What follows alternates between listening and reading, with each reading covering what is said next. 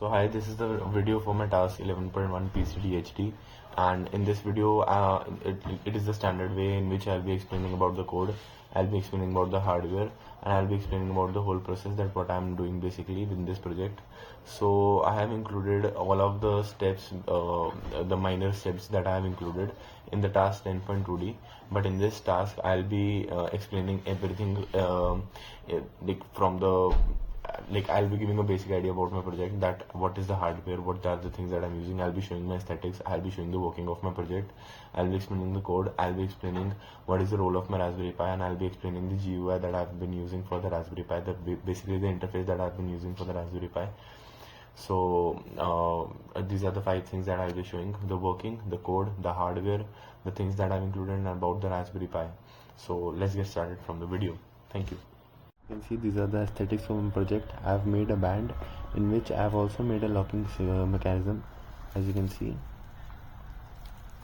I have made a locking mechanism using tapes. I've made it using it the best possible way I can.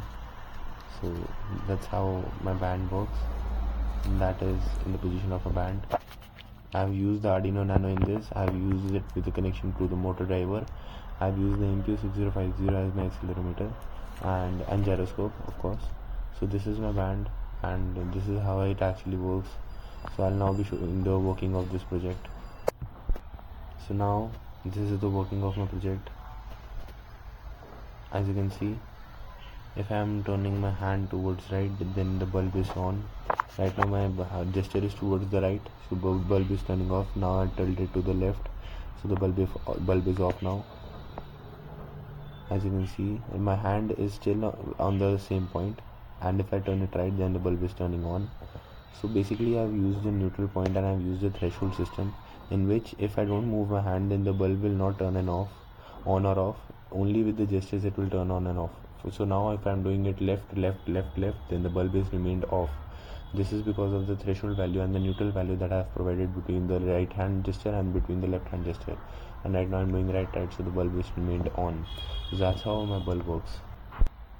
So I'm just here to show how this bulb actually looks on hand. So this is how it looks. It looks like a proper band you're wearing. So it's a variable band, and it's a normal band, as you can see. So to explain about the fault tolerance here, that what I have done. So about the fault tolerance is that if the Arduino and the sensor is like, if the Arduino fails and the sensor is not able to detect the gesture, then still the Raspberry Pi can update the user that if the bulb is on or off, and the it can then still also communicate with the Raspberry Pi over Wi-Fi to log these events and maintain a connection between those two, Arduino and the Raspberry Pi. So what are the functions that I've used in here for the fault tolerance?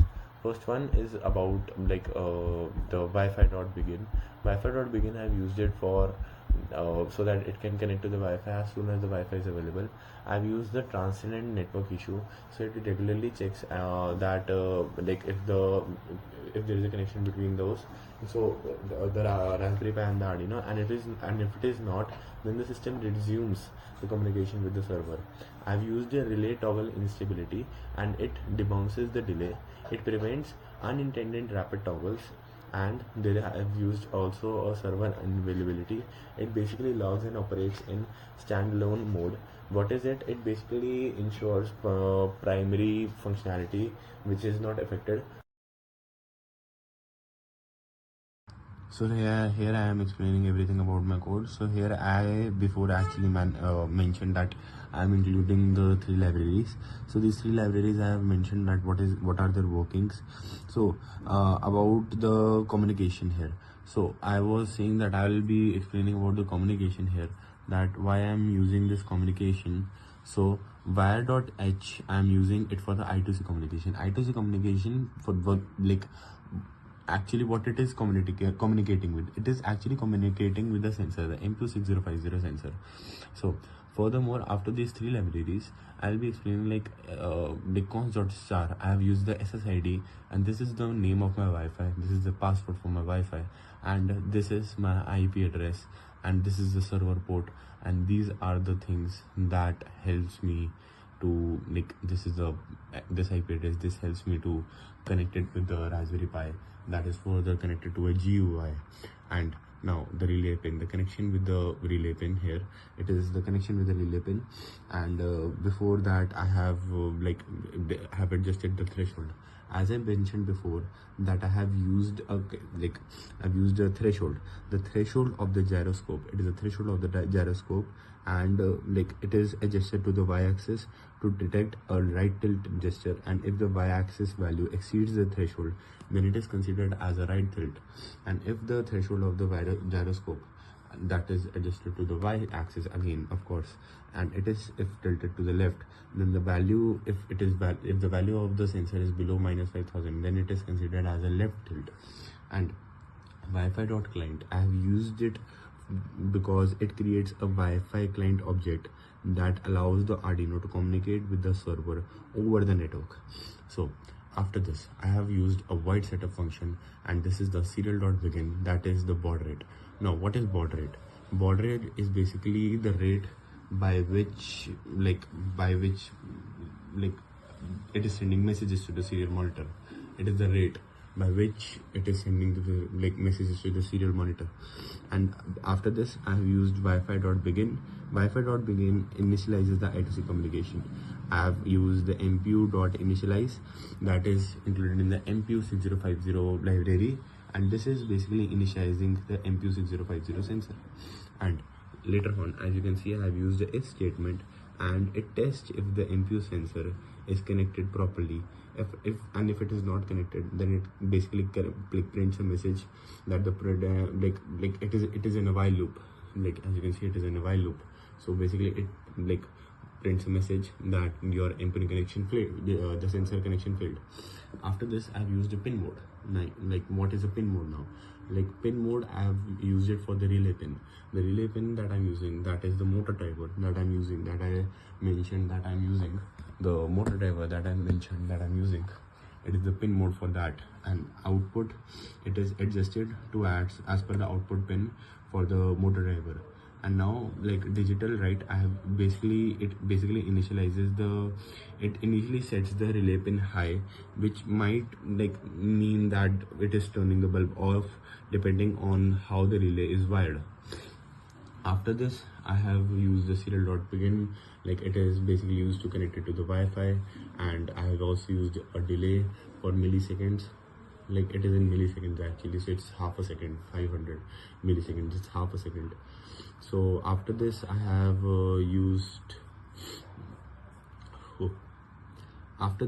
used if.client.connect, and basically it attempts to establish a connection to the server, that is the Raspberry Pi, at the specific IP address and the port.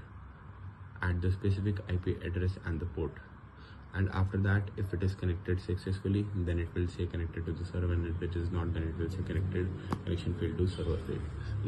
It will basically say that the connection is failed. After this, I've used a void loop function, and it has some access.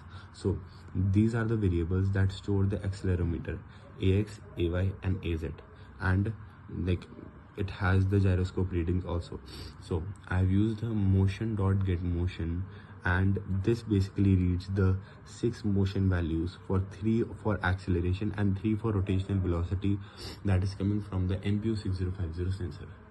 And below that, I have used the if statement, and this if statement, sorry about my nose, if the y-axis gyroscope value exceeds the threshold for a right tilt, then the bulb will turn on. And if bulb state, that is I have used it for a not sign, so it will basically show that if the bulb is turned off, then it will just show that function. And I have used this basically for for example, I can say the send to server. It is basically sending the message to the server that is indicating that a right tilt has occurred and the bulb is now turned on, and same goes for the bulb turning off. And I have used it for a delay. And now further, I have used the void send to server, and this is the last function for my code, which is basically helping me to send the data to the server. And it has the power to, it has two functions. So first one is client.connect. Basically it checks if the client is still connected to the server. Client.println, it basically sends the message to the server, and else statement is if the client is disconnected, then it will print a message indicating that the connection has been lost, and will basically print disconnected from the server. So this was my whole code for the project that is in the Arduino IDE. Now I'll be explaining about the Raspberry Pi, that what is my Raspberry Pi doing and how it is working with the GUI. Thank you. So this is the page for this is the HTML page for my Raspberry Pi GUI. So as you can see, its name is Smart Bulb Controller, and in this the user has the convenience to turn on the bulb and turn off the bulb. So this is made for the convenience of the user in terms of the fault tolerance, that if the sensor is not working, then the user can also turn on and turn off the bulb. They can control the bulb from this website. For example, if I click on this turn on, then the bulb will turn on, okay, and if I'll click on turn off, then the bulb will turn off. In this, the user has the convenience to turn on and turn off the bulb. Also, the user has the convenience to set the timer. For example, if they have a study time, they have a particular study time, and they want to adjust the time according to that. So the user can, for example, if I adjust it for 6:20, and if I adjust here 6, for example 50, and if I click on set timer, then the timer is set successfully for 6:20 to 6:50. That means there is a 30 minutes time at which time the user can adjust the bulb. And for example, if there is a steady time, then the bulb will automatically turn off at 6:20, and it will automatically turn off at 6:50 p.m. So this is the HTML page, and this HTML page is controlled by the Raspberry Pi. All the information is transferred from the Arduino Nano to the Raspberry Pi, and then to this HTML page. Thank you. And that's how actually my website works. These are the two things, and that's how it works. Thank you.